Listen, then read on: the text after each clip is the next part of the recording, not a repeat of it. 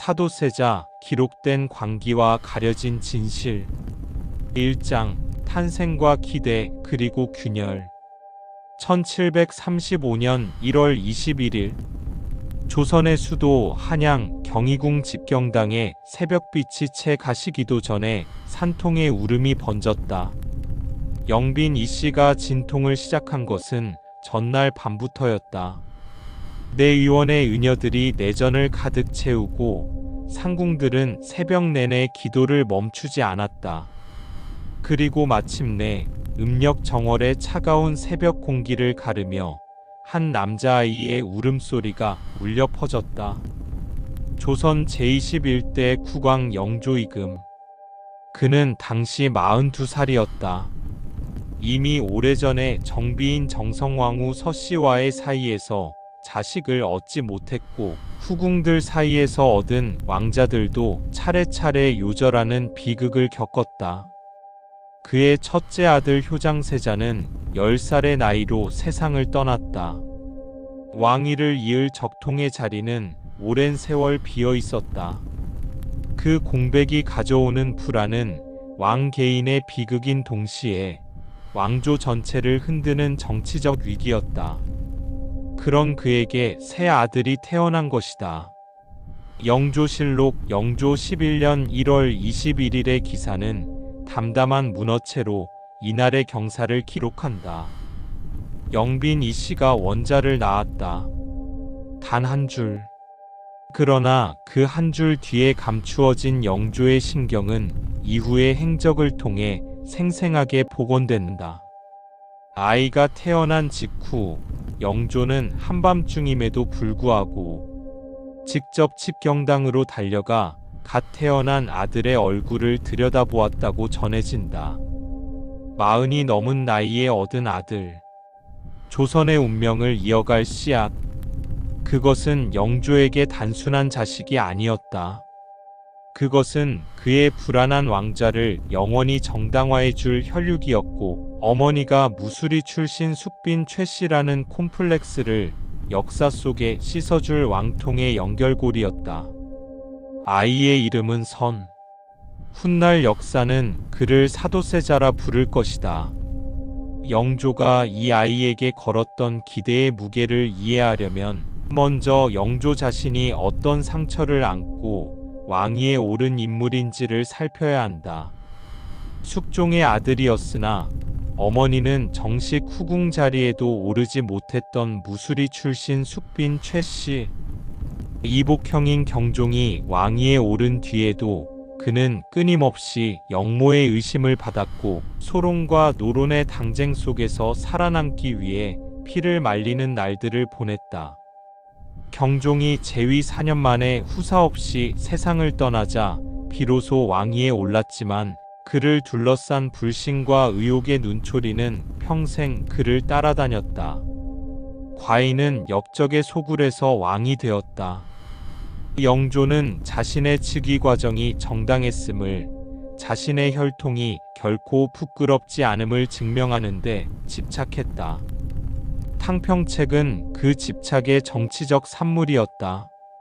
당파 싸움을 초월하여 인재를 고루 등용한다는 명분 아래 실제로는 자신에게 충성하는 세력을 구축하고 왕권을 강화하는 전략이었다. 그러나 당쟁은 그의 뜻대로 잠재워지지 않았다. 이인좌의 난천 728년과 같은 반란이 터졌고 영조는 즉위 내내 왕권의 취약함을 실감했다. 이런 맥락에서 새 아들의 탄생은 단순한 개인적 기쁨이 아니었다. 이 아이는 자신의 콤플렉스를 씻어주고 불안한 왕조를 안정시키며 탕평의 이상을 이어받아 위대한 조선을 완성할 군주가 되어야 했다. 영조의 기대는 처음부터 한 인간이 감당하기에는 너무나 거대한 것이었다. 아이가 태어난 지 불과 100일이 지났을 때부터 영조는 세자의 교육을 구상하기 시작했다. 이것은 결코 과장이 아니다. 영조실록은 원자가 돌도 지나지 않은 시기에 이미 영조가 원자의 양육 방식에 대해 신하들과 논의했다는 기록을 담고 있다. 당시 기준으로도 이례적인 조기 교육의 시작이었다. 조선의 왕세자 교육은 그 자체로 하나의 완결된 제도적 시스템이었다. 세자가 탄생하면 세자 시강원이 본격적으로 가동된다. 시강원은 세자의 교육을 전담하는 기관으로 사부빈 이하 수십 명의 관원이 배치된다. 이들은 매일 세자와 함께 경서를 읽고 역사를 논하고 예법을 가르쳤다. 세자의 하루는 새벽 인정, 즉 오전 4시경에 시작되어 밤 해정 10시가 넘어서야 끝나는 빽빽한 일과로 채워졌다. 문제는 이선에게 이 시스템이 너무 이르게, 너무 강하게 적용되었다는 데 있다. 영조실록 영조 13년 1737년의 기사를 보라. 세자는 이때 고작 3살이었다. 그런데 이미 영조는 세자가 천자문을 떼었다는 보고를 받고 기뻐했다는 기록이 등장한다. 3살짜리 아이가 한자를 배우고 있었다는 것이다. 이것이 단순한 조기 교육의 의혹이 아닌 영조의 불안이 투영된 강박이었음을 이해하는 데는 그리 긴 분석이 필요하지 않다. 영조는 세자가 보여주는 총명함에 환희하면서도 동시에 그 총명함이 자신의 기대에 미치지 못할까봐 두려워했다. 기쁨과 두려움이 공존하는 이 복잡한 심리가 이후 수십 년에 걸쳐 부자 사이를 파국으로 몰아가는 근본 동력이 되었다. 그렇다면 어린 세자 이선은 어떤 아이였는가? 현존하는 사료들을 교차 검토하면 어린 시절의 사도세자는 실제로 총명하고 재능이 넘치는 아이였음을 확인할 수 있다. 이것은 단순히 세자에 대한 관례적인 미화가 아니다. 영조실록은 물론이거니와 훗날 해경궁 홍씨가 쓴 회고록 한중록에서도 세자의 어린 시절은 놀라운 자질로 가득 차 있었다. 한중록은 세자가 불과 2살의 나이에 벌써 어른들이 하는 말을 듣고 이해했으며 3살이 되자 글을 보고 글자를 따라 쓰는 흉내를 냈다고 전한다. 또한 해경궁은 세자가 4살 무렵 그림을 그리는 것을 즐겼는데 그 솜씨가 남달라 주변을 놀라게 했다고 회상한다. 무엇보다 세자는 활쏘기와 무예에 탁월한 재능을 보였다. 이 점은 나중에 영조와의 갈등에서 중요한 국면을 형성하게 되지만 어린 시절에는 오히려 어른들의 감탄을 자아내는 요소였다. 영조 자신도 어린 아들의 재주를 흐뭇해했다. 영조실록 영조 14년 1738년의 기사에는 영조가 4살짜리 세자를 데려다 신하들 앞에서 보여주며 기뻐했다는 내용이 담겨 있다. 이 장면을 상상해보라. 왕은 무신하들이 모인 편전 앞에서 직접 아들을 안고 나와 자랑한다. 아이는 영리한 눈빛으로 주변을 두리번거리고 어른들은 세자저하의 영특함에 찬사를 쏟아낸다. 이것이 영조가 꿈꾸던 장면이었다. 그는 이 아이가 어서 빨리 자라 완벽한 왕세자가 되기를, 그리고 마침내 자신보다 위대한 왕이 되기를 바랐다. 그러나 그 바람은 아이를 위한 것이 아니었다. 그것은 영조 자신의 미완의 꿈을 대신 이루어줄 대리물에 대한 욕망이었다. 영조 15년 1739년 세자 이선의 나이 5살. 이 해는 세자의 공식 교육이 본격적으로 시작된 해로 기록된다. 영조는 세자 시강원에 명하여 세자의 서연, 왕세자 강의를 정식으로 개설하도록 했다. 서연은 왕세자가 스승들과 함께 경서를 읽고 토론하는 정규 교육 과정이다. 보통 세자가 8에서 10살이 되어야 시작하는 것이 관례였다. 그러나 영조는 기다리지 않았다. 5살짜리 아이에게 서연을 개설한 것이다. 서연의 교과 과정을 살펴보면 그 가혹함이 더욱 명확해진다. 초학 단계에서는 소학을 비롯하여 논어, 맹자 등의 경서가 기본 교재였다. 소학은 어린이의 예절과 수신을 다룬 책이지만 그 내용은 오늘날의 기준으로 보면 상당히 엄격하고 딱딱한 것이었다. 아침에 일어나면 어떻게 세수를 해야 하는지, 어른 앞에서 어떻게 앉아야 하는지, 제사를 어떻게 지내야 하는지, 이런 예법의 세계가 5살 아이에게 주입되기 시작했다. 더욱 심각한 것은 영조가 세자 교육을 직접 감독했다는 점이다. 영조는 세자의 서연 진도를 정기적으로 점검했고, 글을 외우는 진도가 느리다 싶으면 즉각 질책을 가했다. 이 질책이 단순한 격려의 채찍이 아니었음은 이후 세자의 행동에서 분명하게 드러난다. 영조 앞에서 세자는 언제나 긴장했다. 그 긴장은 시간이 갈수록 경직으로, 경직은 공포로 변해갔다. 현대의 발달 심리학적 관점에서 보면 이 시기에 세자가 경험한 것은 조건부 사랑 컨디셔널 러브의 전형적인 패턴이다. 아버지의 사랑은 늘 조건을 달고 왔다.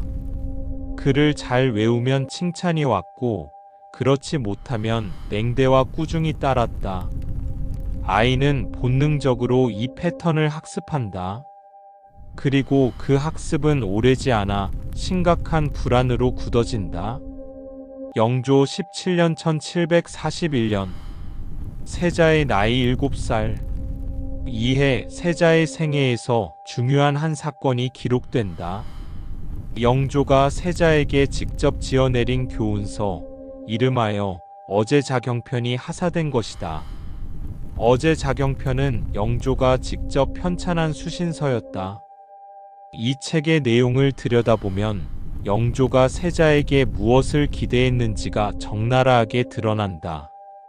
어제자경편은 임금이 되기 위해 갖추어야 할 덕목들을 나열하고 있는데, 그 어조는 부드러운 당부가 아니라 엄격한 명령에 가까웠다.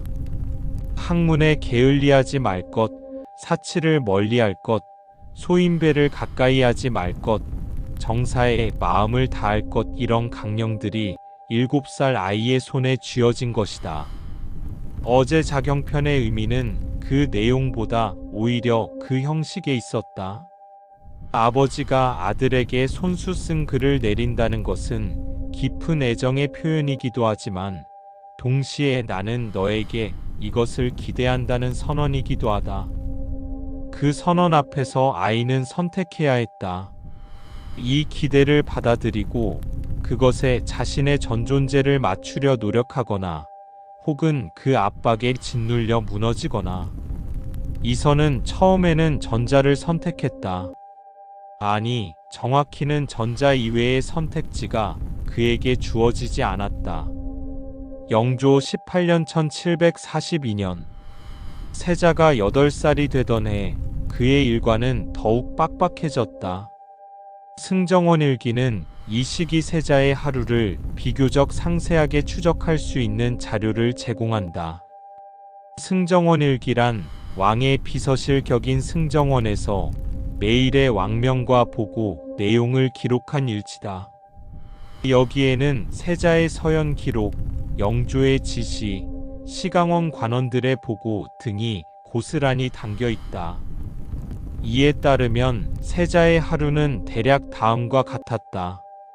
새벽 인시, 오전 3시에서 5시에 기상하여 몸단장을 마친 뒤 곧장 아침 문안, 어른께 문안 인사를 드리러 영조의 처소로 향한다. 이 아침 문안은 단순한 인사가 아니었다. 영조는 이 자리에서 세자의 학업 진도를 확인하거나 전날 읽은 경서의 내용을 물어보는 일이 잦았다. 제대로 대답하지 못하면 꾸중이 따랐다. 아침부터 아버지의 날카로운 시선 앞에 서야 하는 아이. 그 긴장을 상상해보라. 문안을 마치면 서연이 시작된다. 오전 서연은 보통 묘시, 오전 5시에서 7시에 시작하여 5시, 오전 11시부터 오후 1시까지 이어졌다. 사서오경의 경문을 읽고 외우고 스승이 그 뜻을 물으면 대답하는 방식이었다. 점심 후에는 잠시 휴식을 취하고 오후 서연이 이어졌다. 석양 무렵 서연이 끝나면 다시 저녁 문안을 드려야 했다. 오늘날의 기준으로 보면 이것은 아동학대에 가까운 일과였다. 8살짜리 아이에게는 뛰어놀 시간도 쉬는 시간도 또래 친구들과 어울릴 기회도 없었다. 오직 글을 읽고 외우고 아버지 앞에 서는 것만이 허락되었다. 세자의 우주는 경서와 왕의 시선으로만 채워진 극도로 폐쇄적인 공간이었다. 한중록의 해경궁 홍씨는 세자의 어린 시절을 회상하며 이런 대목을 남겼다. 세자는 어려서부터 영특하여 배우는 것을 즐기셨으나 아바마 마영조께서 너무 엄하게 대하시어 세자께서는 늘 두려움 속에 계셨다. 해경궁의 이 증언은 여러모로 중요하다. 한중록은 1795년에서 1805년 사이에 해경궁이 자신의 친정인 풍산 홍씨 가문의 입장을 변호하기 위해 쓴 회고록이라는 점에서 특정 편향을 가지고 있다.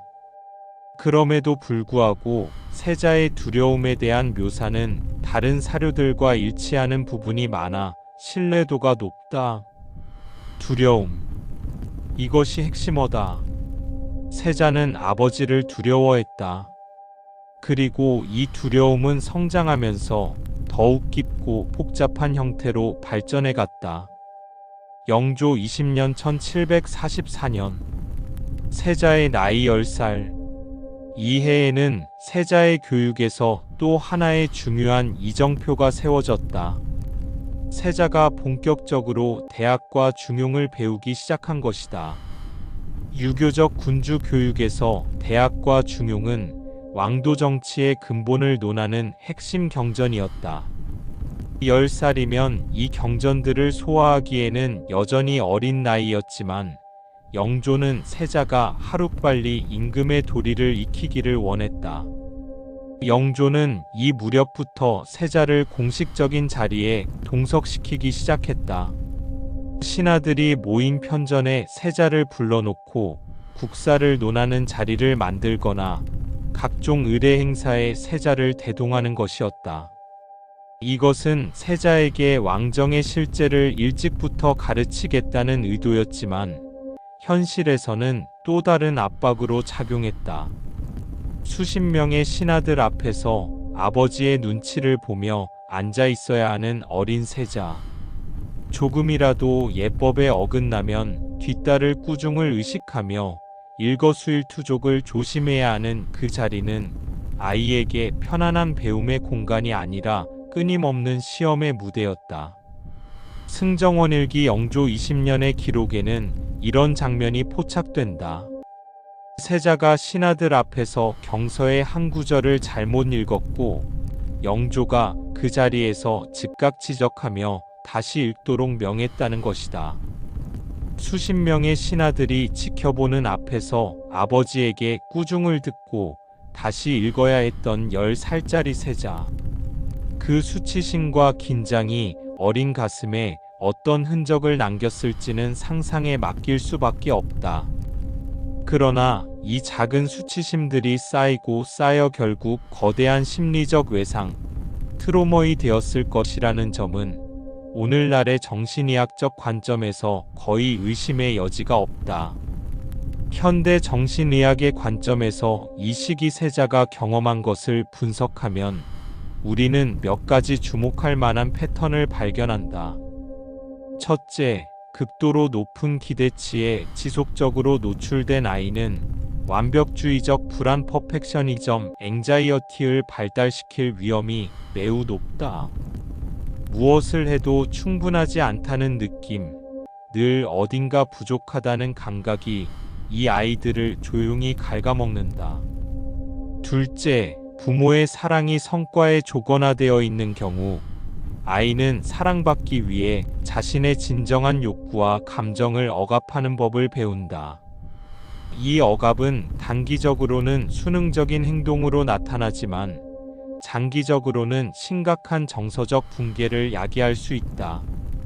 셋째, 또래 관계가 완전히 차단된 고립된 환경에서 자란 아이는 사회적 기술을 발달시킬 기회를 박탈당하며 이는 성인이 된 후에도 타인과의 관계 형성에 심각한 어려움을 초래한다.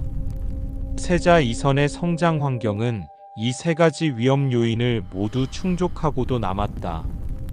영조 21년 1745년 세자는 11살이 되었다. 이해에 세자의 삶에서 하나의 변화가 찾아왔다. 세자빈을 간택하는 논의가 시작된 것이다. 영조는 세자의 갈에 결혼을 서둘렀다. 세자가 아직 11살에 불과했지만 빠른 결혼을 통해 세자의 지위를 더욱 안정시키고 후계 구도를 확실히 하려는 의도였다. 간택은 영조 22년 1746년 초에 이루어졌고 풍산 홍씨 가문의 딸 훗날의 해경궁 홍씨가 세자빈으로 낙점되었다. 홍씨는 세자보다 한 살 아래인 10살의 나이였다. 가례는 영조 22년 1월에 거행되었다. 세자의 나이 12살, 세자빈의 나이 11살. 오늘날의 기준으로는 어린아이들의 정략 결혼이었지만 당시의 관례로는 이상한 일이 아니었다. 해경궁은 한중록에서 처음 세자를 보았을 때를 이렇게 회상한다. 세자는 빼어난 자태에 총명한 눈빛을 가진 어느 모로 보나 훌륭한 왕세자였다고. 그 첫인상이 얼마나 아름다웠는지 해경궁은 평생 그 기억을 간직했다. 그러나 아름다운 첫인상 뒤에 두 어린아이의 삶은 곧 복잡한 왕실의 소용돌이 속으로 빠져들게 된다. 영조 22년 1746년 이후 세자의 교육은 새로운 국면에 접어들었다. 이제 12살이 된 세자는 사서오경을 거의 다 읽었고 서경과 춘추 같은 더 심화된 경전들을 공부하기 시작했다. 그의 학문적 능력은 분명 뛰어났다. 시강원의 신하들은 세자의 경서 이해도가 깊다고 보고했고 영조도 이에 만족감을 표시했다.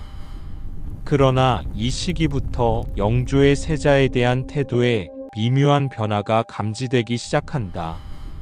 처음에는 총명함에 대한 환희였던 영조의 감정이 점차 엄격한 감시와 교정의 시선으로 바뀌어갔다. 세자가 학문적으로 성장할수록 영조의 기대 수준도 함께 높아졌고 그 높아진 기대를 충족하지 못할 때의 실망과 꾸중도 더욱 강도를 더해갔다. 특히 문제가 된 것은 세자의 무예에 대한 관심이었다. 세자는 어려서부터 활쏘기와 칼 다루기를 좋아했다. 이것은 왕세자로서 결코 부적절한 취향이 아니었다. 조선의 왕은 문무를 겸비해야 했고 무예는 엄연히 왕세자 교육의 일부였다. 그러나 영조는 글 공부보다 무예에 열정을 보이는 세자를 못마땅하게 여겼다. 영조 자신은 문치를 중시하는 성향이 강했고 서책과 경전을 통한 통치를 이상으로 삼았다. 세자가 칼을 잡고 활을 당기는 것을 즐기는 모습은 영조의 눈에 군주의 덕목을 갖추지 못한 것으로 비쳤다. 부자의 기질적 불일치. 이것이 두 번째 균열의 선이었다. 첫 번째 균열이 과도한 기대와 두려움이었다면 두 번째 균열은 서로가 원하는 방향이 애초에 달랐다는 데 있었다. 영조실록 영조 24년 1748년의 기록을 보면 영조가 세자에게 학문 정진을 강조하는 정교, 왕의 명령 문서를 내린 사실이 확인된다. 이 정교의 어조는 부드러운 부탁이 아니었다. 세자는 마땅히 경사를 부지런히 읽어야 한다. 무예에 치우쳐 학문을 소홀히 해서는 안 된다는 취지의 명령이었다. 14살짜리 아들에게 왕이 공식 문서로 학업 태도를 지적한 것이다. 세자가 이 정교를 어떻게 받아들였는지를 직접 기록한 사료는 남아있지 않다. 그러나 이후의 경과를 보면 세자는 무예에 대한 관심을 포기하지 않았다. 포기할 수 없었던 것인지, 포기하고 싶지 않았던 것인지, 그것은 알 수 없다. 다만 확실한 것은 아버지의 명령에도 불구하고 세자가 자신의 취향을 고집했다는 사실이다. 그리고 이것이 영조로 하여금 세자를 더욱 강하게 통제하려는 충동을 불러일으켰다. 통제하려 할수록 반발하고 반발을 억누르려 할수록 더욱 통제하는 악순환. 이 악순환의 씨앗이 세자가 12살이 되던 해부터 이미 뿌려지고 있었다. 영조 25년 1749년은 사도세자의 생애에서 결정적인 전환점이 된 해였다. 이해 영조는 만 15살의 세자에게 대리청정을 명했다. 대리청정이란 왕을 대신하여 세자가 정사를 처결하는 제도였다. 조선 역사에서 대리청정이 시행된 사례는 몇 차례 있었지만 그것은 대개 왕이 중병에 걸렸거나 연로하여 스스로 정사를 처리하기 어려운 상황에서 이루어졌다. 그런데 영조 25년의 상황은 달랐다. 영조는 56세로 아직 정정한 나이였고 건강에 특별한 문제가 있었던 것도 아니었다. 그렇다면 왜 영조는 이 시점에 대리청정을 결정했는가? 표면적인 이유는 영조 자신이 피력한 대로 세자에게 일찍부터 국정 경험을 쌓게 하려는 교육적 목적이었다. 그러나 역사가들은 이 결정의 배경에 더 복잡한 정치적 계산이 있었을 것으로 본다.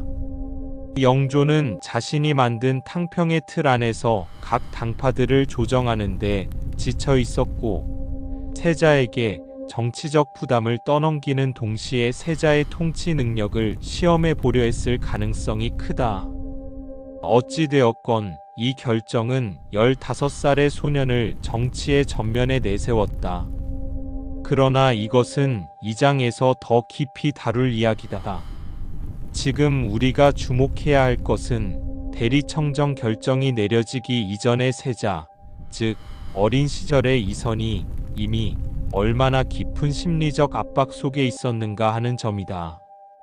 탄생과 동시에 시작된 과도한 기대, 2살부터 시작된 엄격한 예절 교육, 5살의 서연 개설, 아버지 앞에서의 끊임없는 긴장과 두려움, 이 모든 것이 쌓이고 쌓여 세자의 내면에 보이지 않는 균열을 만들어가고 있었다.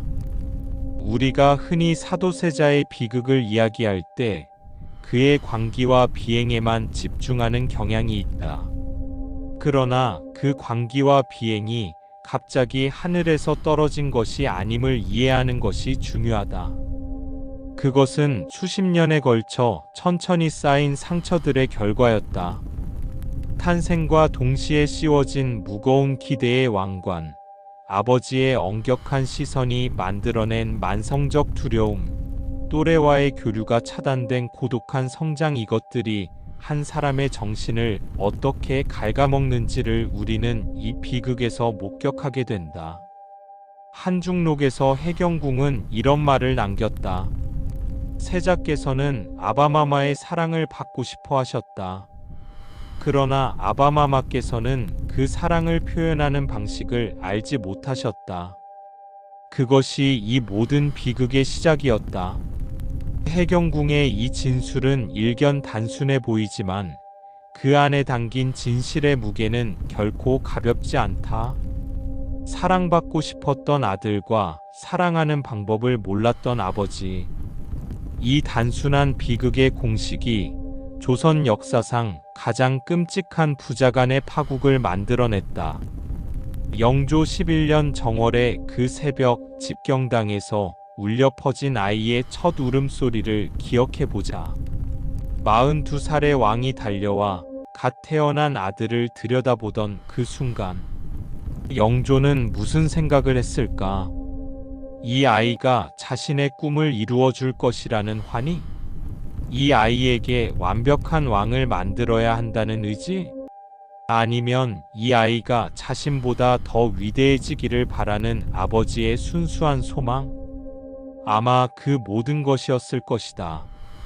그리고 그 모든 것이 뒤엉킨 복잡한 감정이 이 아이의 운명을 비극으로 만들어가는 첫 번째 원인이었다. 이선. 나중에 사도라 불릴 이 아이의 이름에는 조선어로 즐거울 선이라는 글자가 담겨 있었다. 즐거움. 그러나 그가 실제로 즐거움을 누릴 수 있었던 날이 얼마나 되었을까? 역사는 그에 대해 침묵한다. 다만 사료들이 기록하는 것은 두려움, 긴장, 공포, 그리고 마지막의 참극뿐이다. 1장이 끝난다. 하지만 이 비극은 이제 겨우 시작되었을 뿐이다. 2장 대리청정, 무너진 소통의 벽. 영조 25년 1749년 봄. 조선의 정치 무대에 전례 없는 선언이 내려졌다. 영조는 신하들을 불러 모은 자리에서 갑자기 왕위를 세자에게 물려주겠다는 뜻을 밝혔다. 선의 선언이었다. 이것은 실제로 왕위를 넘기겠다는 진지한 결심이 아니었다. 조선의 사료를 면밀히 검토하면 영조의 선의 선언은 하나의 정치적 레토릭이었음이 분명하게 드러난다. 신하들이 강력하게 반대하면 영조는 뜻을 거두었고 그 과정에서 왕의 권위와 충성심 테스트가 동시에 이루어졌다. 선의 선언, 신하들의 간절한 만류, 영조의 철회. 이 패턴이 반복되면서 영조는 신하들의 충성심을 확인하고 자신에 대한 반대 세력을 가려내는 효과를 얻었다. 문제는 이 선의 소동의 가장 큰 피해자가 세자였다는 점이다. 아버지가 왕위를 물려주겠다고 선언할 때마다 세자는 어떻게 해야 했는가? 감사히 받아야 하는가? 아니다. 그것은 불효이자 불충이었다. 신하들처럼 극구 만류해야 했다. 그것도 단순히 말로 만류하는 것이 아니라 뜰에 엎드려 이마를 땅에 찌으며 애원하는 석고대죄로 간청해야 했다. 봄이든 여름이든 겨울이든 영조가 선의 선언을 내리면 세자는 맨바닥에 엎드려 오직 아버지의 변심만을 기다려야 했다. 승정원 일기는 이 선의 소동의 장면들을 생생하게 기록하고 있다. 영조 25년의 기록을 보면 영조가 선의 선언을 내린 어느 날 세자가 경희궁의 뜰에 나가 석고대죄하며 아뢰었다는 내용이 나온다. 세자의 나이 15살이었다. 봄바람이 차가웠던 그 뜰에서 어린 세자는 무릎을 꿇고 이마를 땅에 대며 아버지에게 왕위를 거두어 주시라 빌었다. 그런데 영조의 반응이 묘했다. 영조는 세자를 즉각 일으켜 세우지 않았다. 시간이 한참 흐른 뒤에야 내시를 통해 세자를 들이라는 명을 내렸다. 그 사이 세자는 차가운 돌바닥에 엎드린 채 기다려야 했다. 이것이 한 번이 아니었다. 영조 25년 한 해에만도 이런 선의 소동이 여러 차례 반복되었다. 석고대죄는 신체적으로도 가혹한 것이었다.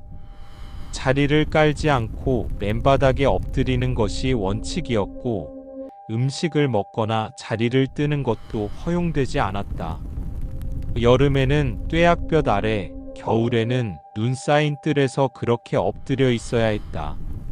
한중록은 어느 겨울 선의 소동 때 세자가 눈 위에서 석고대죄하여 몸이 얼 지경이 되었다는 기록을 남기고 있다. 신체적 고통보다 더 심각했던 것은 심리적 충격이었다.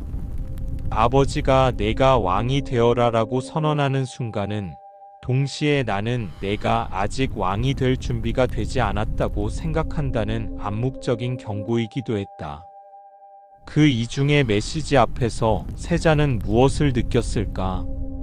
기쁨인가, 두려움인가, 혼란인가? 해경궁 홍씨는 한중록에서 이 시기를 이렇게 묘사했다. 세자께서는 선의 소동이 있을 때마다 얼굴빛이 하얗게 변하셨다. 몸을 가누지 못할 만큼 두려워하셨는데 그 두려움은 왕위에 대한 두려움이 아니라 아바마마의 진위를 알 수 없다는 불안에서 비롯된 것이었다. 아버지의 진위를 알 수 없다는 불안. 이것이 세자의 두려움의 핵심이었다. 영조는 예측 불가능한 인물이었다. 오늘은 세자를 칭찬하다가 내일은 맹렬히 꾸짖고 지금은 왕위를 넘기겠다고 선언하다가 1시간 뒤에는 그 말을 없던 것으로 한다. 이런 예측 불가능성은 세자의 불안 수준을 극도로 높였다.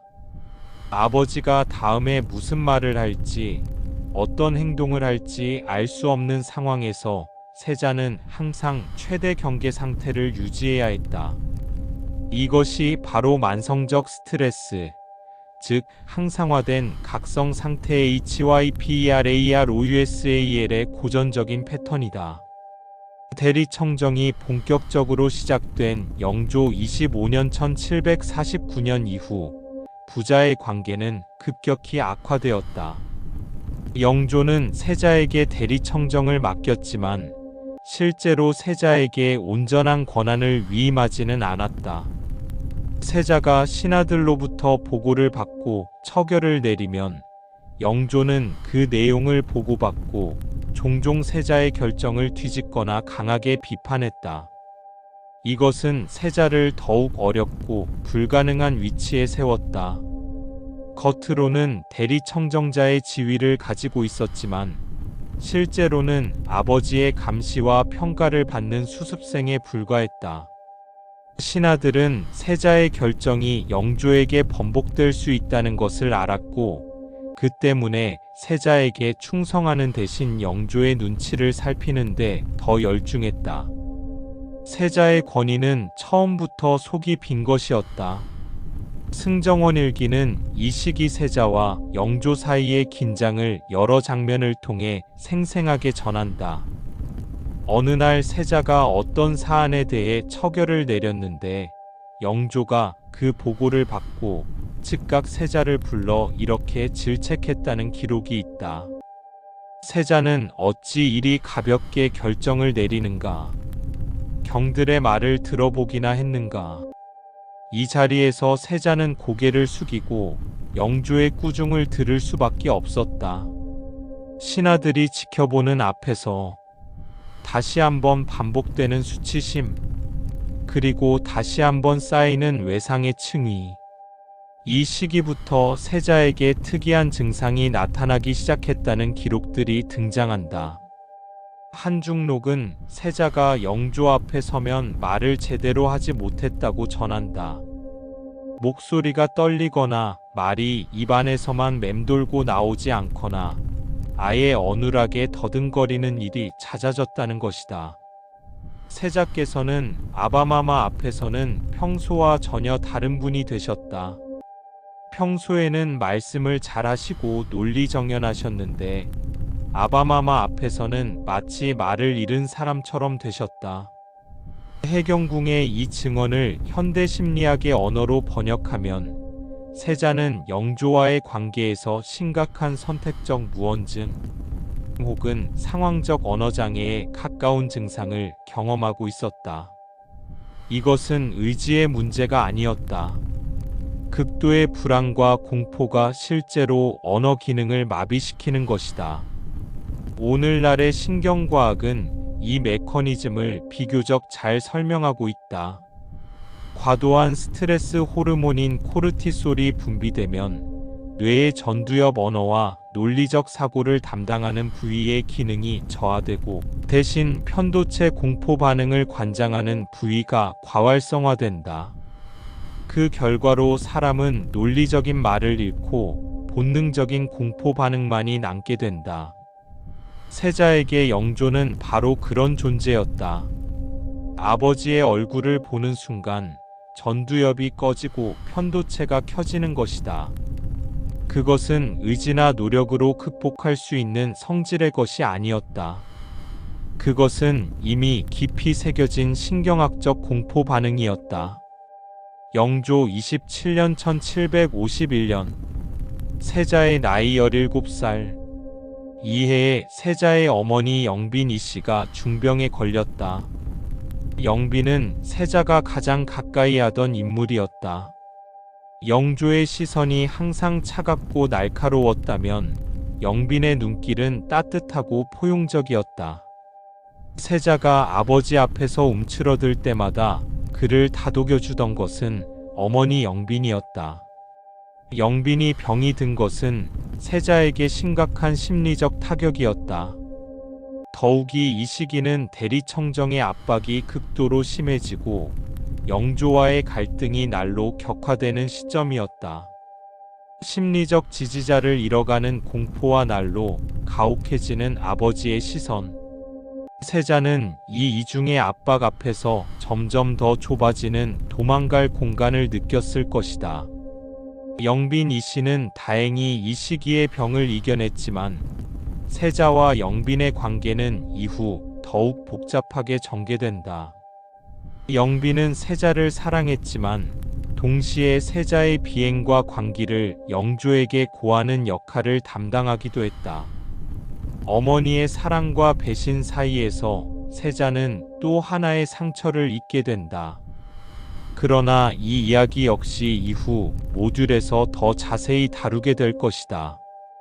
영조 28년 1752년 세자의 나이 18살. 이해에 세자의 아들, 즉 훗날의 정조가 태어났다. 세자빈 해경궁 홍씨가 아들을 낳은 것이다.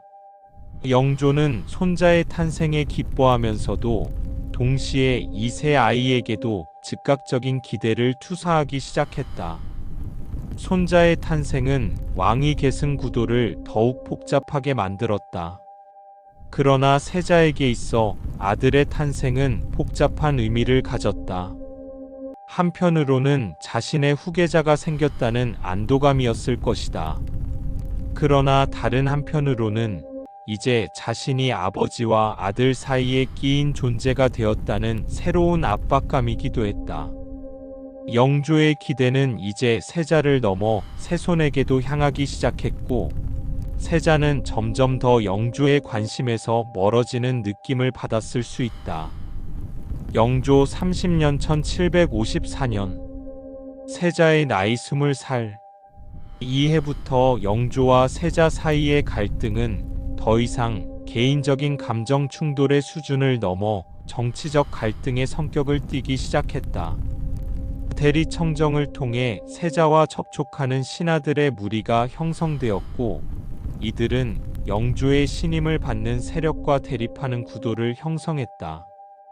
탕평의 명분 아래 억눌려 있던 당파적 에너지가 세자와 영조의 갈등을 통해 출구를 찾기 시작한 것이다.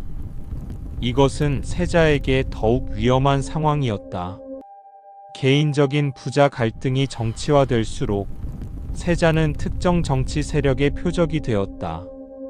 세자를 끌어내림으로써 자신들의 정치적 위기를 타개하려는 세력들이 세자의 비행과 문제점을 과장하거나 영조에게 부풀려 고하기 시작했다.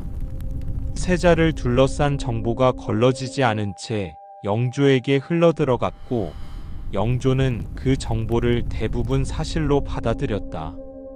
승정원 일기는 영조 30년대의 기록에서 영조가 세자에 대한 불만을 공개적으로 표출하는 빈도가 눈에 띄게 증가했음을 보여준다.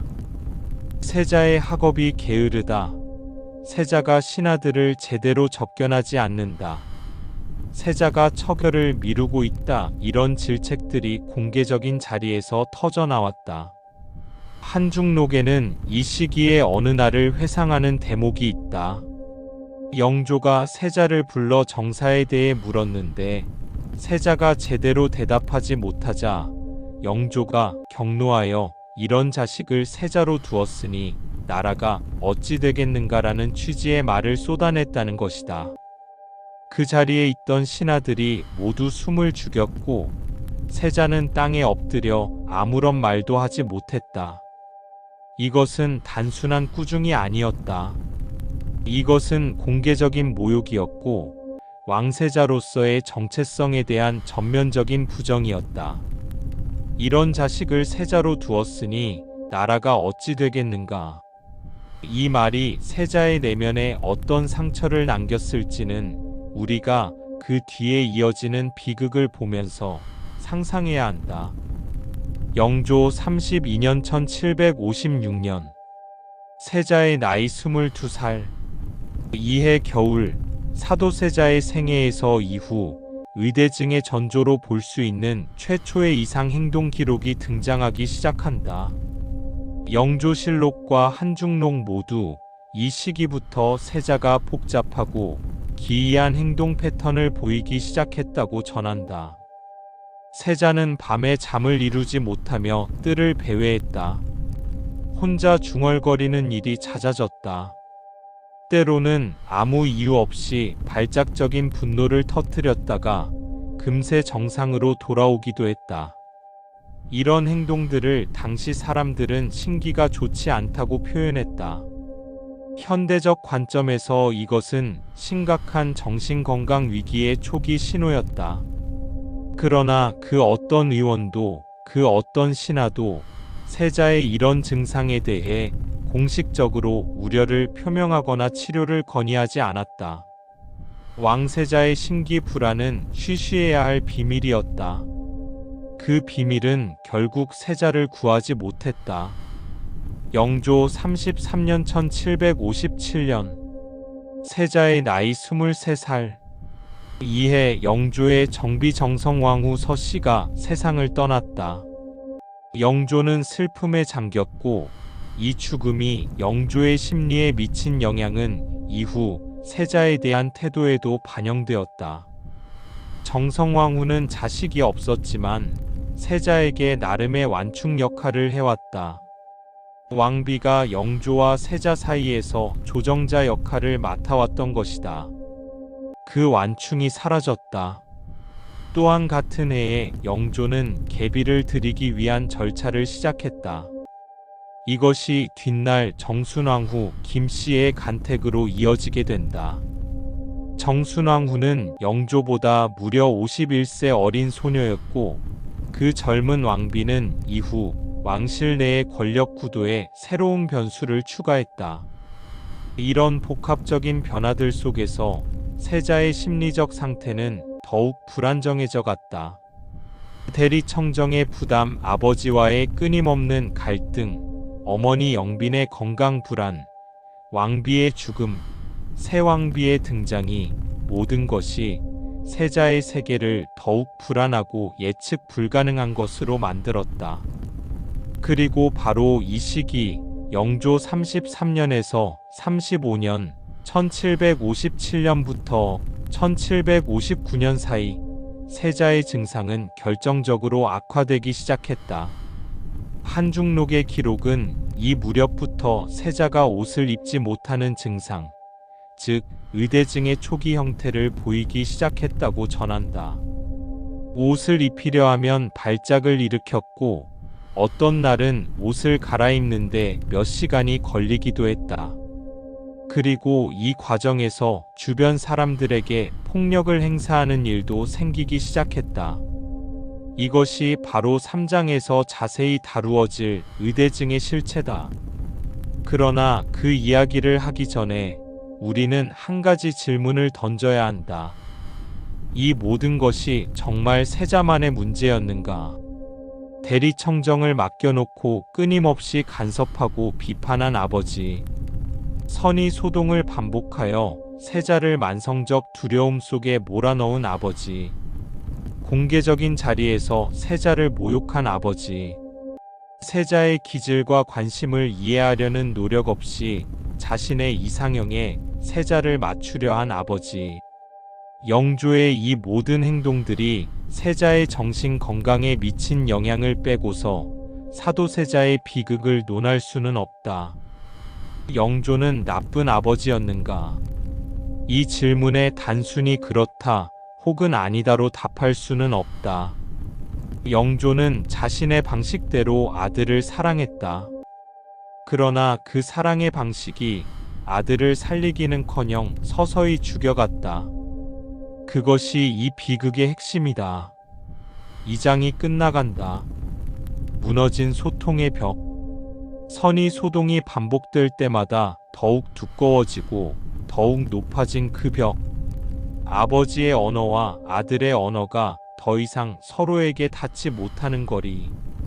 그 거리가 결국 아들의 정신을 파괴하는 나락이 되었다. 23살의 세자 이선. 그는 여전히 살아있었다. 그러나 그의 내면에서는 이미 무언가가 무너지기 시작하고 있었다.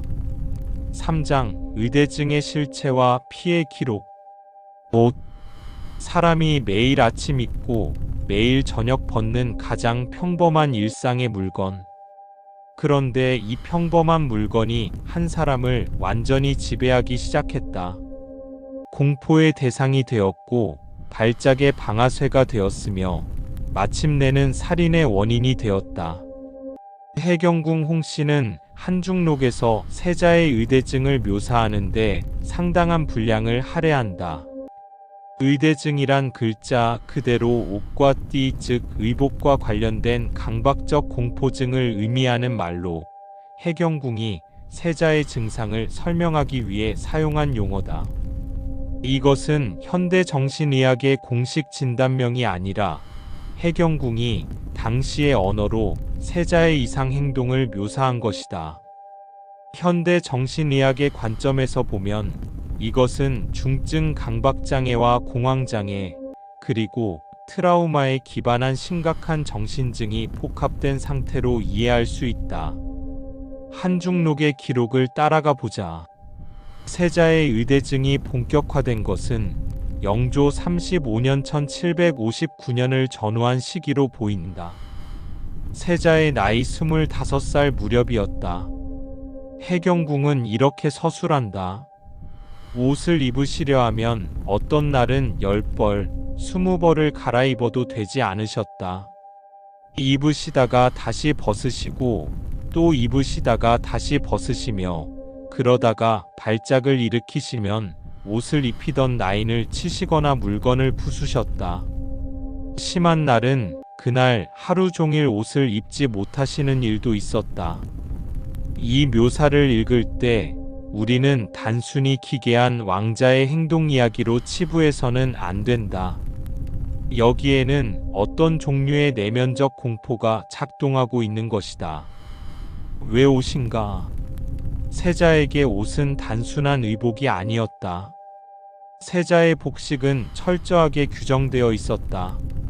어떤 자리에 어떤 복장을 입어야 하는지, 그 복장이 조금이라도 흐트러지면 어떤 질책이 따르는지, 영조 앞에 설 때의 복장, 신하들을 접견할 때의 복장, 의례에 참여할 때의 복장 모든 것이 예법에 따라 엄격하게 규정되어 있었다.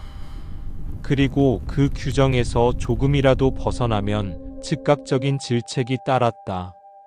세자에게 옷을 입는 행위는 무의식적으로 영조 앞에 서는 것, 즉 심판받는 것과 연결되어 있었을 가능성이 크다.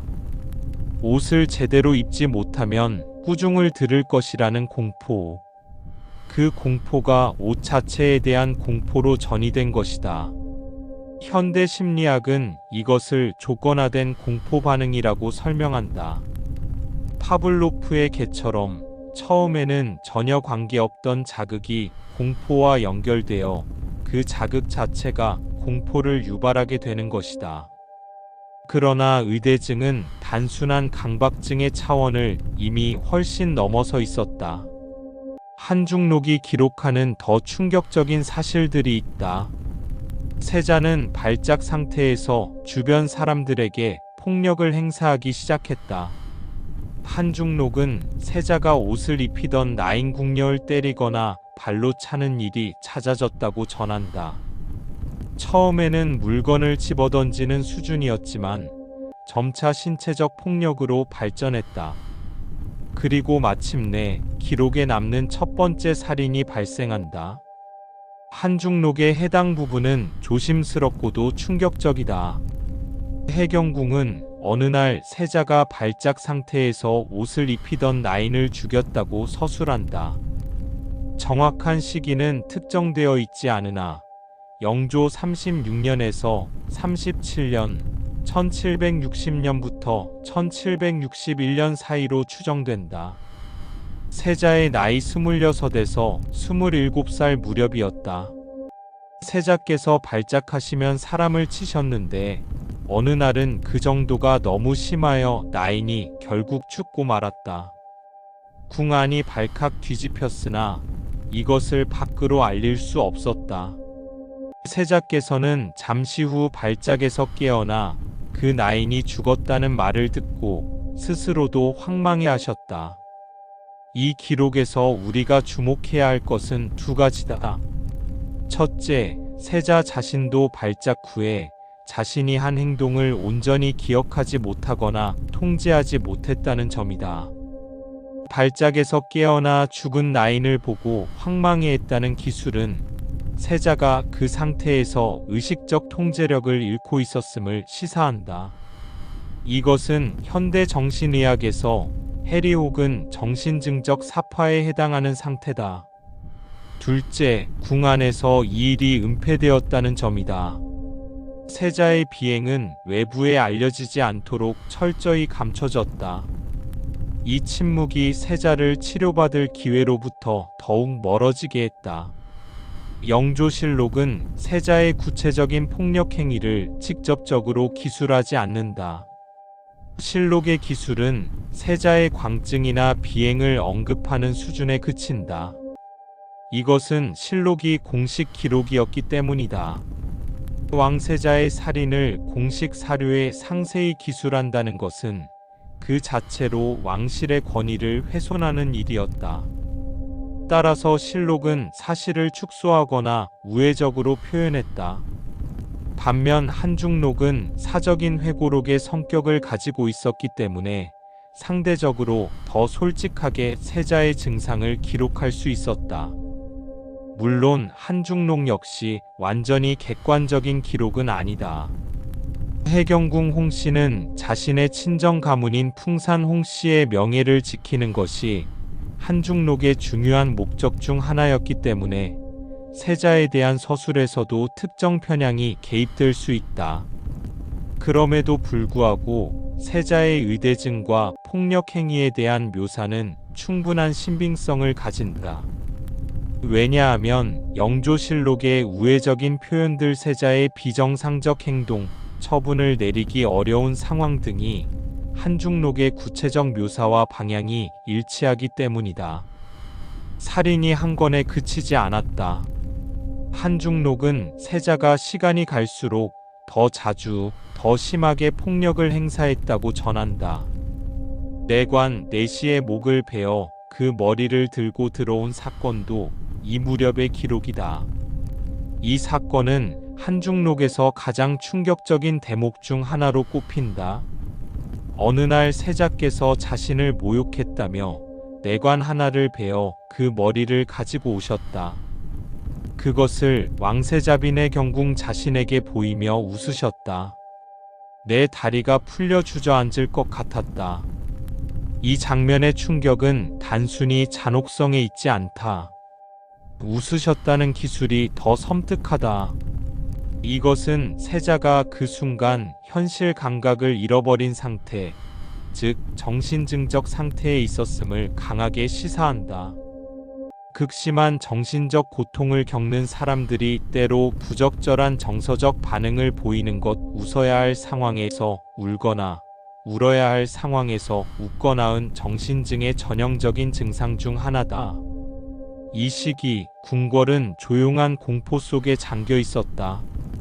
세자의 발작이 언제 일어날지 아무도 알 수 없었다. 어떤 날은 멀쩡하게 정사를 처결하고 신하들을 접견하다가 갑자기 아무런 예고 없이 발작 상태에 빠지는 일이 반복되었다. 세자 주변의 나인과 내관들은 항상 전전긍긍하며 세자의 눈치를 살폈다. 세자가 이상한 기색을 보이면 슬그머니 자리를 피하거나 최대한 자극을 주지 않으려 조심했다. 한중록에 따르면 이 시기에 세자의 발작을 촉발하는 주요 방아쇠 중 하나가 바로 옷과 관련된 상황이었다. 아침에 의대를 갖추어야 하는 상황, 공식 행사를 위해 특정 복장으로 갈아입어야 하는 상황 등이 발작의 시작점이 되는 일이 잦았다. 이것은 앞서 설명한 조건화된 공포 반응의 메커니즘, 즉, 옷, 공포, 발작의 연결고리가 이미 깊이 자리를 잡았음을 보여준다. 의복 외에도 다른 촉발 요인들이 있었다. 영조에 대한 언급, 정치적 압박이 느껴지는 상황, 특정 신하들의 접근 등이 세자를 불안하게 만들었다. 그리고 그 불안이 임계점을 넘어서면 폭발이 일어났다. 세자의 상태를 현대 정신의학의 시각으로 좀 더 정밀하게 분석해보면 우리는 몇 가지 진단적 가능성을 고려해 볼 수 있다. 물론 수백 년 전의 사람을 현대적 기준으로 진단하는 것은 방법론적 한계가 있다. 그럼에도 불구하고 사료에 묘사된 증상들은 특정한 패턴을 보여준다. 첫째, 세자의 증상에는 심각한 외상 후 스트레스 장애의 요소가 있다. 어린 시절부터 반복된 심리적 외상, 즉 영조로부터의 지속적인 굴욕과 두려움이 세자의 신경계에 깊은 흔적을 남겼을 것이다. PTSD를 가진 사람들은 특정 자극에 의해 과거의 외상이 재활성화되어 극도의 불안과 공격성을 나타낼 수 있다. 세자에게 그 방아쇠가 옷이었던 것이다. 둘째, 해리성 사파의 특성도 보인다. 발작 중에 자신이 한 행동을 기억하지 못하거나 황망해하는 모습은 해리 상태에서의 행동과 일치한다. 극심한 스트레스 상황에서 의식의 연속성이 끊기는 이 현상은 감당할 수 없는 심리적 고통에 대한 자아의 방어 기제로 이해된다. 셋째, 정신증적 특성도 발견된다. 내관의 머리를 들고 웃는 행동, 현실과 괴리된 상태에서의 발작 등은 단순한 격분이나 충동적 행동과는 구별되는 보다 심각한 정신증적 사파를 시사한다. 이 모든 것은 결국 한 가지를 가리킨다. 사도세자의 광기는 선천적으로 타고난 것이 아니었다. 그것은 수십 년에 걸친 극도의 심리적 압박이 한 인간의 정신을 서서히 파괴한 결과였다. 그렇다면 당시 사람들은 세자의 상태를 어떻게 인식하고 있었는가?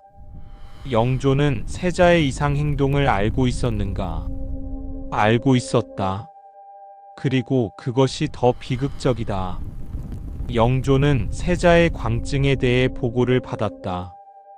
그러나 영조의 반응은 치료를 지시하거나 원인을 규명하려는 노력이 아니었다. 영조의 반응은 분노와 경멸이었다. 세자가 이상 행동을 보인다는 보고를 받을 때마다 영조는 세자를 불러 꾸짖었고 그 꾸중이 세자의 증상을 악화시키는 악순환이 반복되었다. 당시의 의학적 수준으로는 세자의 상태를 정확히 이해하거나 치료할 방법이 없었다는 점도 비극을 더한다.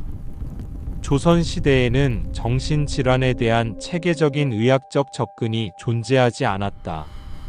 내의원의 의관들이 세자에게 올린 처방은 기를 다스리는 탕약이나 침술이 전부였고 그것으로 세자의 심각한 정신증을 치료한다는 것은 애초에 불가능한 일이었다.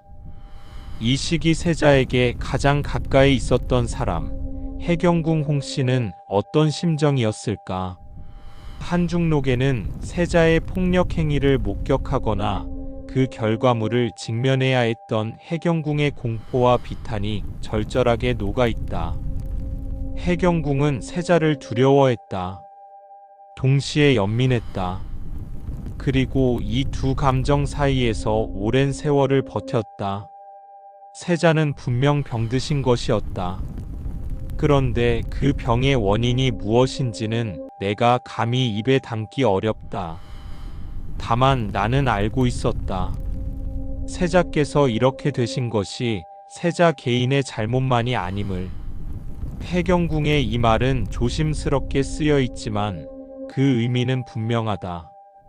병의 원인이 무엇인지 입에 담기 어렵다는 말은 그 원인이 영조 살아있는 왕이라는 사실을 공개적으로 말할 수 없다는 뜻이었다. 해경궁은 세자의 비극이 영조의 교육 방식과 깊은 관련이 있음을 알고 있었다. 그러나 그 진실을 직접적으로 말하는 것은 당시의 상황에서 불가능했다. 피해 기록은 이것으로 끝나지 않는다. 한중록에 따르면 세자는 이 시기 동안 여러 명의 궁인을 살해한 것으로 기록되어 있다. 정확한 숫자는 사료마다 다르게 전하지만 해경궁의 기록에는 수십 명이라는 표현도 등장한다. 이것이 과장인지 사실인지를 정확히 가리기는 어렵다. 다만 단 한 명이었다 하더라도 그 사실 자체가 이미 도저히 묵과할 수 없는 수준의 비행임은 틀림없다. 그러나 동시에 우리는 또 하나의 질문을 피할 수 없다. 이 살인들이 처음부터 은폐될 수 있었다는 사실은 궁궐 시스템이 세자의 상태에 어떻게 대응했는지를 보여준다. 왕세자의 살인을 은폐한다는 것은 문제를 해결하는 것이 아니라 덮어두는 것이었다. 그 덮어두기가 세자의 광증을 더욱 키웠다. 은폐는 치료가 아니다. 그것은 방치다. 영조 37년 1761년 세자의 나이 27살. 이해의 어느 날 세자는 돌연궁을 떠났다. 아무에게도 알리지 않고 영조의 허락도 받지 않고 세자는 한양을 벗어나 북쪽으로 향했다. 이것이 역사의 관서행으로 기록되는 사건이다. 세자는 평양까지 갔다. 이 관서행의 의미와 그것이 불러온 파국에 대해서는 다음 장에서 자세히 다루게 된다. 그러나 이 사건을 예고하는 맥락에서 한 가지만 짚고 넘어가자. 세자가 허락도 없이 궁을 떠나 평양까지 갔다는 것은 단순한 탈출 충동이 아니었다. 그것은 더 이상 견딜 수 없다는 내면의 절규였다. 궁 안의 모든 것, 아버지의 시선, 대리청정의 압박, 옷을 입어야 하는 의례, 자신에 대한 기대와 두려움으로부터 도망치고 싶다는 절박한 몸부림이었다. 세자는 궁이 감옥이었다. 의대증의 이야기는 여기서 마무리되지 않는다. 영조 38년 1762년까지 세자의 증상은 계속되었고 그 사이에도 폭력과 살인의 기록이 이어진다. 이 모든 것이 쌓이고 쌓여 마침내 이모화변이라는 최종적인 파국을 향해 조선의 역사가 흘러가게 된다. 그러나 그 파국을 이해하기 위해 우리는 먼저 관서행이 어떻게 영조를 극도의 분노와 공포로 몰아넣었는지를 살펴보아야 한다. 사장 관서행과 이모화변의 서곡. 영조 37년 1761년 봄, 경희궁의 어느 새벽 세자 이선은 조용히 자신의 처소를 빠져나갔다. 가마도 없이 수행 인원을 최소화한 채 그는 한양 성문을 향해 걸었다. 목적지는 평양이었다. 조선의 서북쪽 요충지이자 번화한 도시. 그러나 세자에게 평양이 특별한 의미를 가진 것은 아니었다. 중요한 것은 그곳이 한양으로부터 멀리 떨어진 곳이라는 사실이었다. 영조의 시선이 닿지 않는 곳. 이 무단 이탈 역사에서 관서행위라 부르는 이 사건은 처음에 궁 안에서조차 즉각적으로 파악되지 않았다. 세자의 처소를 담당하는 내관과 나인들은 세자가 어디로 갔는지 알지 못했다. 아니, 알고도 보고하기를 두려워했을 가능성이 크다.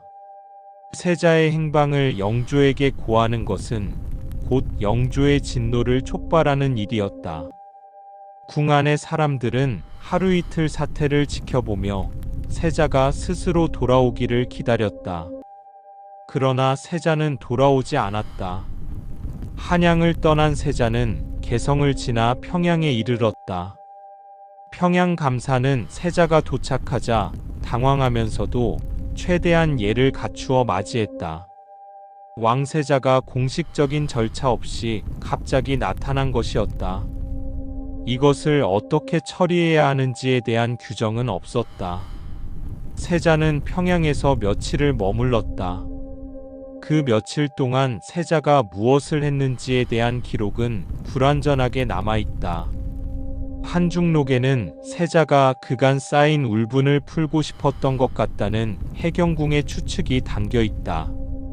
구체적으로는 평양에서 기생들과 어울리며 술을 마셨다는 기록도 전해진다. 이것은 단순한 향락 추구가 아니었다. 세자에게 그것은 일종의 해방감이었다. 한양에서는 궁에서는 모든 것이 규정되어 있었다. 어떻게 앉아야 하고, 어떻게 말해야 하고, 어떻게 옷을 입어야 하는지. 그 모든 규정으로부터 벗어나 처음으로 자신이 원하는 대로 움직일 수 있는 공간에서 세자는 잠시 숨을 쉬었을 것이다. 그러나 그 숨쉬기는 오래 갈 수 없었다.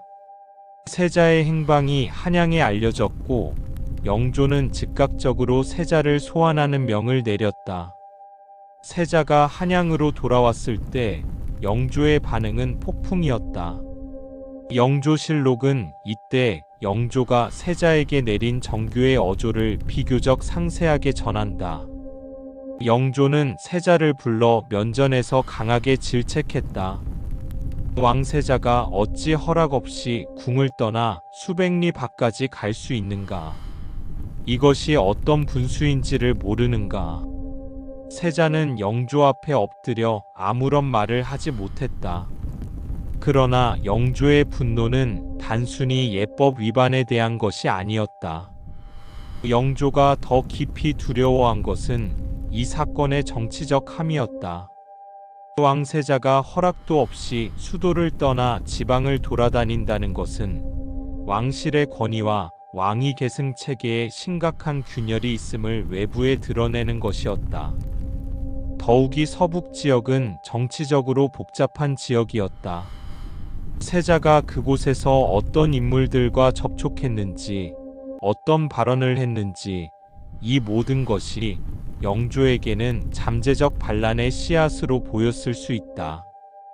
과대해석인가? 아니다. 영조는 평생 반란의 두려움을 안고 살아온 왕이었다. 이 이인좌의 난이 자신의 즉위 초에 일어났고 왕권에 대한 도전의 역사가 이미 몇 차례 있었다. 그런 영조에게 왕세자의 무단 이탈은 단순한 아들의 일탈이 아니라 왕권을 흔들 수 있는 위험한 행동으로 인식되었을 것이다. 관서행 이후 영조와 세자 사이의 관계는 사실상 회복 불가능한 지점에 도달했다. 영조는 세자를 더 이상 신뢰하지 않았다. 세자에 대한 보고를 더욱 면밀히 들었고 세자의 모든 행동이 잠재적 문제로 보고되는 시스템이 작동하기 시작했다. 이 시스템 안에서 세자를 둘러싼 정보는 점점 더 악의적인 색채로 영조에게 흘러들어갔다. 그리고 마침내 영조 38년 1762년 5월 결정적인 사건이 터졌다. 나경원의 고변이었다. 나경원은 세자 주변의 하급관리 혹은 중인 계층의 인물로 기록되어 있다. 그의 정확한 신분과 배경에 대해서는 사료마다 다소 차이가 있지만 중요한 것은 그가 영조 38년 5월에 세자의 비행을 담은 상소를 올렸다는 사실이다. 상소의 내용은 세자가 저지른 온갖 비행들 무단 이탈, 살인, 방탕한 생활 등을 구체적으로 열거한 것이었다.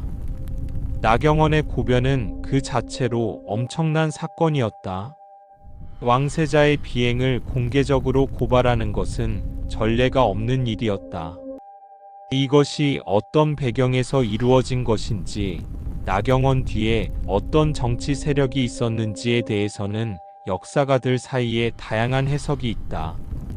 일부 역사가들은 노론의 특정 세력이 나경원을 앞세워 세자를 제거하려 한 정치적 음모의 결과로 본다. 또 다른 해석은 세자의 비행이 너무 심각해져 더 이상 덮어둘 수 없는 수준에 이르렀기 때문에 세자 주변의 누군가가 이를 고발했을 것이라는 것이다. 어느 쪽이 진실이든 고변의 결과는 명확했다. 영조는 이 상소를 받고 격노했다. 영조실록 영조 38년 5월의 기사는 이 시기의 긴박함을 전해준다. 나경원의 고변을 받은 영조는 즉각 세자를 소환했다. 이미 영조 앞에서 말을 잃는 증상이 심각했던 세자가 그 자리에서 어떤 모습이었는지는 사료가 생생하게 기록하고 있다. 승정원 일기의 해당 날짜 기록에 따르면 세자는 영조 앞에 불려 나와 엎드린 채 거의 아무런 말도 하지 못했다. 영조가 고변의 내용에 대해 해명을 요구했지만 세자는 대답하지 않았다 혹은 대답할 수 없었다.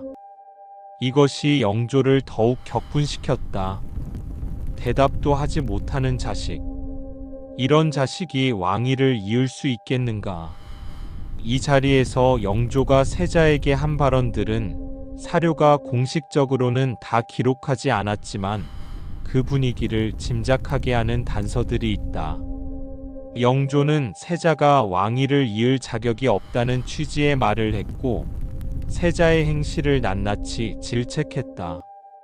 세자는 그 자리에서 무너졌다. 그리고 역사는 5월 13일로 달려간다. 영조 38년 5월 13일 양력 1762년 7월 4일 이날 영조는 창경궁의 휘령전 앞들에 세자를 불러냈다. 세자는 이 자리가 어떤 자리가 될지 모른 채 출두했다. 5장 뒤주 속의 8일과 마지막 기록. 영조 38년 5월 13일 창경궁 휘령전. 영조의 명으로 세자가 불려 나왔을 때 뜰에는 이미 신하들이 늘어서 있었다.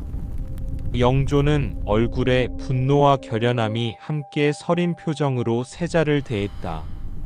세자는 왕의 앞에 엎드렸다. 그리고 그것이 두 사람이 인간적인 관계로 마주한 마지막 순간이었다.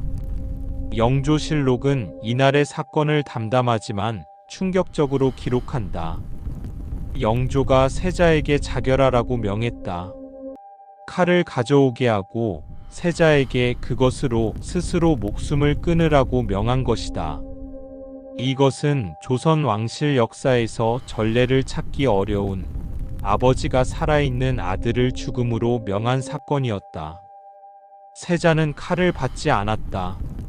아니, 받을 수 없었다.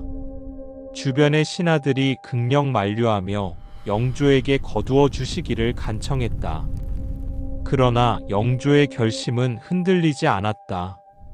세자가 자결하지 않자 영조는 다른 방법을 명했다. 뒤주.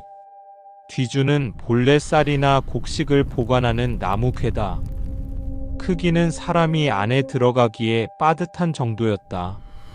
영조는 이 뒤주를 가져다가 세자를 그 안에 가두라고 명했다. 세자를 그 안에 들어가게 한 뒤 뚜껑을 닫고 그 위에 풀을 덮고 밧줄로 단단히 묶었다. 그것이 뒤주였다. 그것이 왕세자의 감옥이 되었다. 한중록의 해경궁은 이 장면을 묘사하는데 가장 절절한 필치를 사용한다. 세자가 뒤주에 들어가기 전 해경궁과 세자의 마지막 눈빛이 교환되었다는 대목이 있다. 해경궁은 그날 세자의 눈을 보았다고 했다.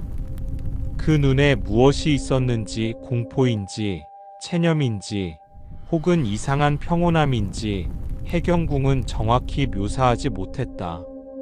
다만 그 눈빛이 평생 잊히지 않았다고 했다. 세자는 뒤주 안으로 들어갔다. 뚜껑이 닫혔다. 밧줄이 묶였다. 풀이 덮였다. 여름의 한양. 5월의 열기가 이미 뜨거웠다. 그 뜨거운 햇볕 아래 나무 뒤주 하나가 뜰 한편에 놓였다. 8일이 흘렀다. 영조실록과 한중록 모두 이 8일 동안 뒤주 안에서 세자의 목소리가 들렸다고 전한다. 처음에는 명확한 말이었다. 세자는 뒤주 안에서 살려달라고 애원했다. 아버지를 불렀다. 어머니를 불렀다. 세자빈을 불렀다. 자신의 아들 세손을 불렀다.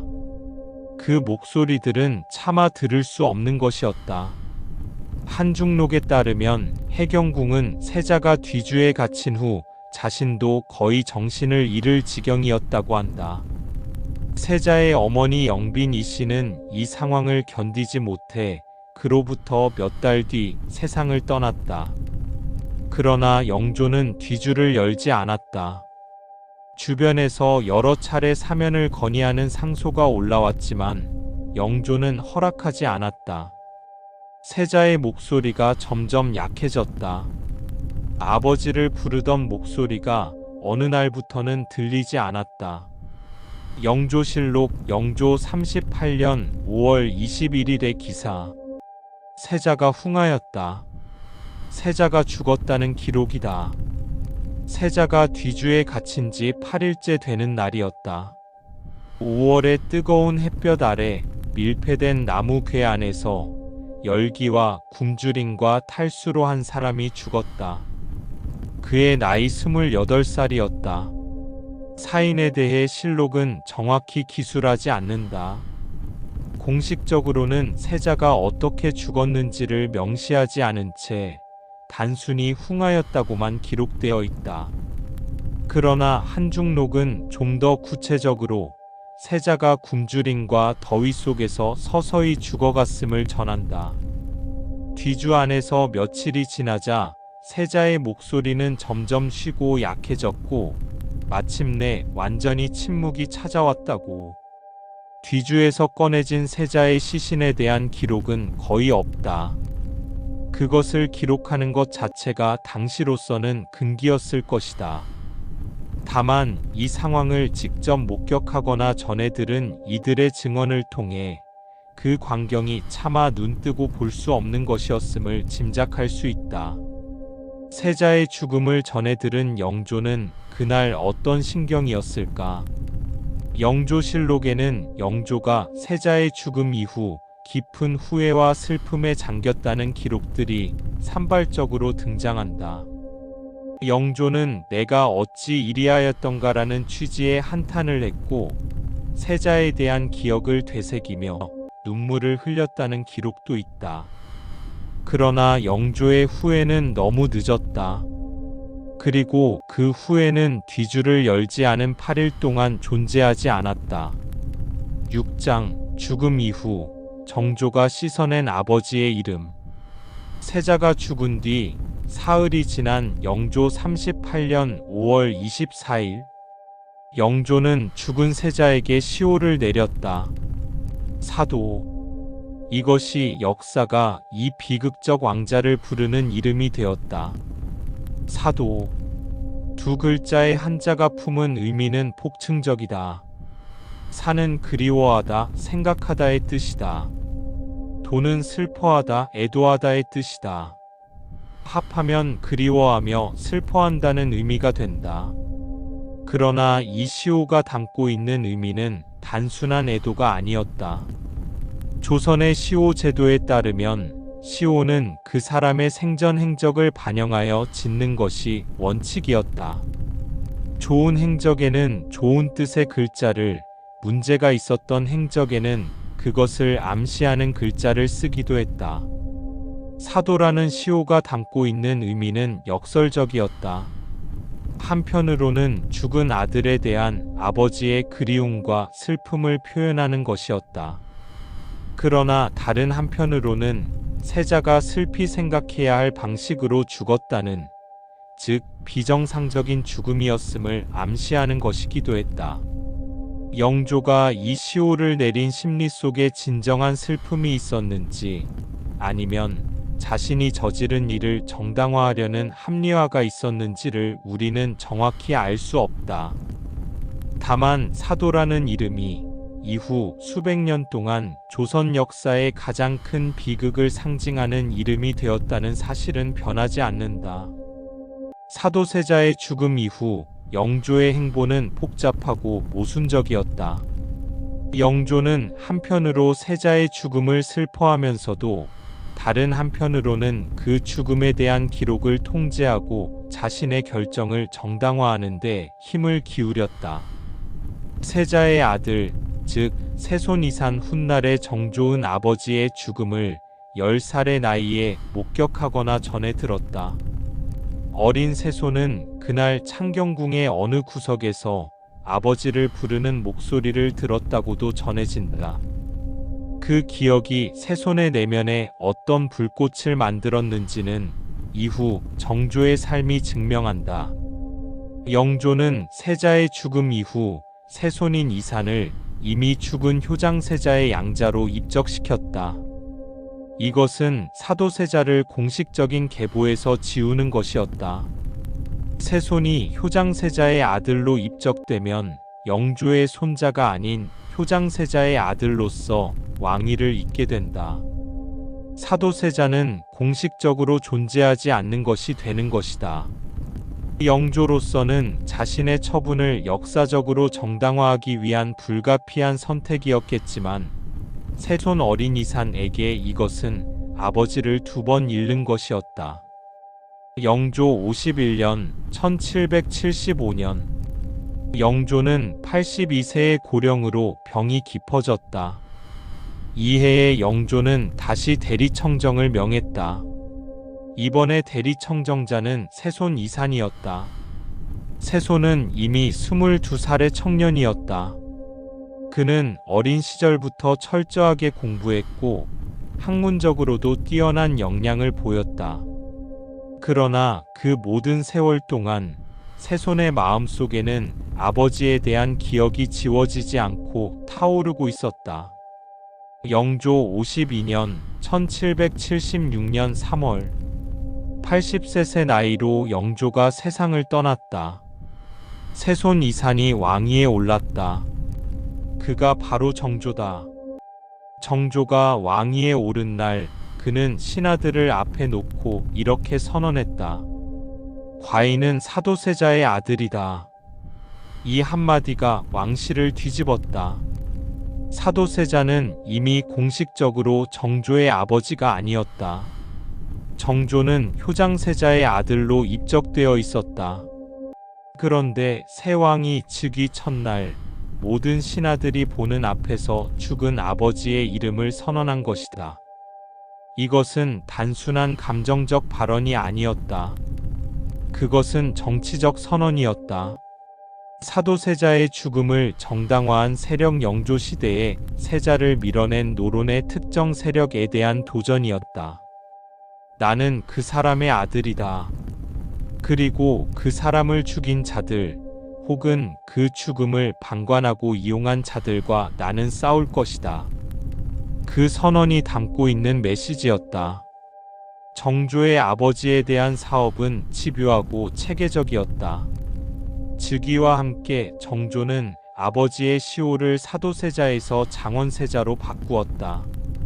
장원은 씩씩하고 바르게 바쳤다는 뜻으로 아버지의 죽음이 억울한 것이었음을 암시하는 동시에 아버지의 명예를 회복하려는 정조의 의지가 담긴 이름이었다.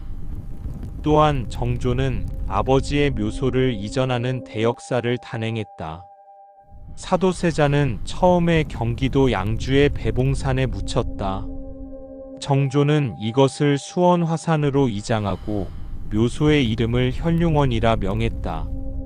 높이 드러나고 영원히 융성하다는 뜻의 이름이었다. 아버지의 억울한 죽음이 역사 앞에 높이 드러나고 그 명예가 영원히 살아남기를 바라는 아들의 염원이었다. 현룡원의 이장 과정에서 정조는 또 하나의 거대한 역사를 함께 진행했다. 수원화성의 건설이었다. 정조 18년 1794년에 시작하여 정조 20년 1796년에 완성된 수원화성은 단순한 성곽이 아니었다. 그것은 정조가 꿈꾸는 새로운 도시이자 새로운 정치의 공간이었다. 그러나 그 꿈의 바탕에는 아버지에 대한 그리움과 아버지를 억울하게 죽인 세력에 대한 저항이 흐르고 있었다. 정조는 수원화성이 완성된 후 그곳에 아버지의 능을 참배하는 능행을 여러 차례 거행했다. 능행은 왕이 선왕의 능을 찾아 제사를 지내는 행사였지만 정조의 능행은 그 이상의 의미를 가졌다. 정조는 능행 때마다 수천 명의 행렬을 이끌고 수원으로 향했고 현룡원 앞에서 눈물을 흘렸다고 전해진다. 그 눈물은 개인적인 슬픔이기도 했지만 동시에 공개적인 정치 행위이기도 했다. 나는 아버지를 잊지 않았다는, 그리고 아버지를 죽음으로 몰아간 역사를 잊지 않겠다는 선언이었다. 정조는 재위 24년 동안 집요하게 아버지의 명예 회복을 위한 정치적 작업을 이어갔다. 그러나 그가 결코 이루지 못한 것이 하나 있었다. 사도세자에게 왕의 칭호를 추존하는 것이었다. 정조는 여러 차례 이것을 시도했지만 당시의 정치적 역학 속에서 완성하지 못했다. 사도세자가 공식적으로 왕의 지위를 부여받은 것은 한참 뒤의 일이다. 고종 36년 1899년 조선이 대한제국으로 바뀐 뒤에야 사도세자는 장조위왕제로 추존되었다. 죽은 지 137년이 지나서야 아버지가 될 수도 있었던 왕이 마침내 왕의 이름을 얻었다. 사도세자의 이야기는 단순한 한 개인의 비극이 아니다. 그것은 권력이 사람을 어떻게 파괴하는지, 그리고 사랑한다고 믿으면서도 어떻게 사람을 죽일 수 있는지에 대한 이야기다. 영조는 아들을 사랑했다. 그 사랑을 의심하는 사료는 없다. 그러나 그 사랑은 아들이 필요로 했던 사랑이 아니었다. 영조의 사랑은 조건부였고 통제적이었으며 아들이 자신의 이상을 대신 실현해 주기를 바라는 욕망과 뒤섞여 있었다. 그 사랑이 결국 아들을 죽였다. 세자는 살고 싶었다. 한중록의 해경궁은 뒤주에 갇히기 전 세자가 영조에게 살려달라고 빌었다고 전한다. 마지막으로 영조를 만나는 자리에서 세자는 무릎을 꿇고 엎드려 눈물을 흘리며 한 번만 용서해 달라고 빌었다. 영조는 그 간청을 들었다.